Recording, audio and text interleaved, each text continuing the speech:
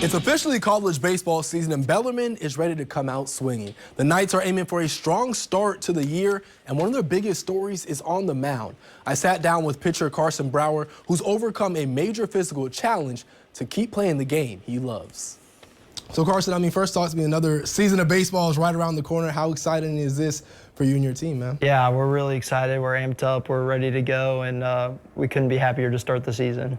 Talk to me a little about you personally. I know last year you had 4 starts on the mound. What was your off-season routine like? What were you looking to improve on and, step up as a leader, get more starts on the mound for your group? Yeah, absolutely. I think coming off of last year, our coaches kind of had a discussion that my role was going to change a little bit slightly just because we have so many quality arms this year that looking at being just mainly a bullpen guy this year and just a bridge guy to get from our starter to our late inning guy just to get the win is going to be crucial and key for not only my success, but the team's success as well.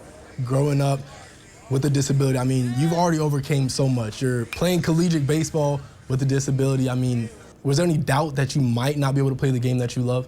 Yeah, so growing up, I always loved the game of baseball. I was always a sports guy. I came from a sports family. Parents love sports a lot, so I pretty much tried to play anything I could, but especially baseball, I just loved it so much. And I started playing by catching right-handed, and learned quickly I couldn't do that. It was just a struggle for me.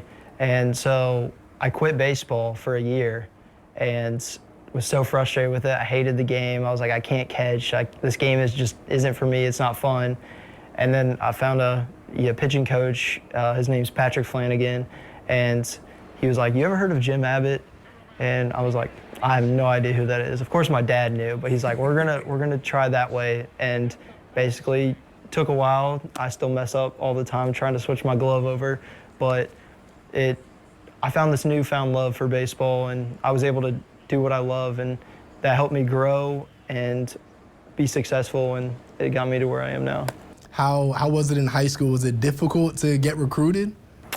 So I had a recruiting coordinator named Kevin Harleman, and he helped me out a lot. I love him to this day. He's one of my biggest supporters, and I'll always be grateful for what he did for me, but he was always trying to get me connected to any school that was interested, and yeah, it was very helpful along the way. How did Bellarmine come about?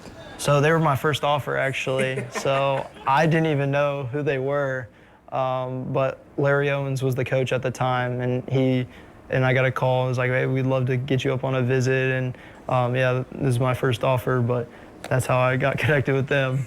And I mentioned the word disability, but do you even feel like it's a disability at this point? It's all you ever knew. Yeah, I don't see it that way, honestly. I come from a very faithful family, so I see it as a gift that God's given me to, play the game that I love in a unique way, in a different way, and just inspire young minds and young people that want to follow their dreams but don't know if they can. It's just like you can do anything you put your mind to.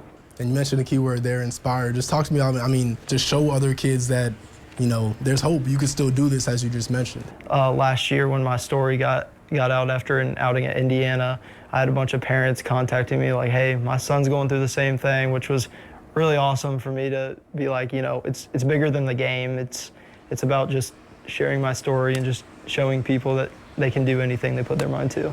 And you mentioned your faith. Who have been some of those people in your corner through all this when, you hit your all-time low probably and, keep going, you can still do this, you can still... I think the first thing is my parents. They taught me at a very young age that to never say the word can't. Like, you don't ever say it. And I still catch myself to this day saying things, and they still prove me wrong. Like, you can literally do anything. So they're my biggest supporters. I love them to death, and they literally taught me to be this way, that you can do anything. And yeah, it came from, finding different ways. I wasn't able to do, everyday tasks that some people were able to do, and they were just like, you got to find a way, you got to do it. And so I think that helped build the kind of person I am, of just trying to find a way. You were a part of the group last year. I know last year you guys didn't have the team success that you guys all wanted. You guys finished with a 17-38 overall record, but there were still some big moments that you guys can look back on. Obviously, the win over U of L, first win over a ranked team in the Division I era for Bellarmine. When you look back on those moments, how does that trickle in? Some of the guys that were part of that big win, you guys obviously swept Eastern Kentucky after you guys got that big win over U of L. How do you guys, as older guys, try to carry that into this season. And the younger freshmen who are coming in, try to let them know, hey, there's things we could do here at Bellarmine. This could be a special season. Yeah, we're definitely motivated, and we want to carry the end of the year success into this year as well.